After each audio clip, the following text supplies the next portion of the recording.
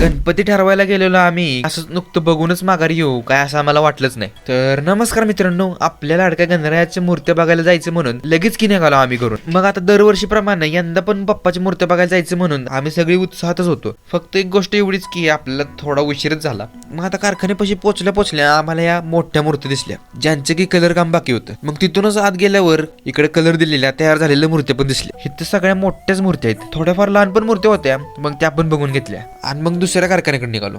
म्हणलं दुसऱ्या पण कारखान्यात बघून येऊयात की आपण. आता आपण दुसऱ्या कारखान्यात पण आलोय मित्रांनो. इथल्या पण मूर्त्या आपण बघूयात. मूर्त्या तशा भारीच आहेत सगळ्या, पण आधीच बुकिंग झालेत ना भरपूर.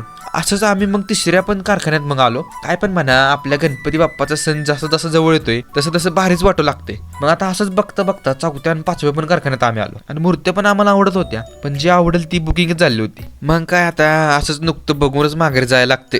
पण त्याआधी तुम्हाला एक सांगतो, आपला गणपती बाप्पाचा मोठा व्लॉग आपण युट्यूबवर अपलोड केलाय, तिथे तुम्हाला सगळं कळेल. तर आपल्या युट्यूब चॅनलची लिंक आपल्या इंस्टाग्रामच्या पेजवर आहे, तिथे जाऊन नक्की बघा. मग भेटूयात मग आपण पुढच्या व्हिडिओमध्ये. तोवर जय शिवराय, जय श्रीराम, जय शंभूराज.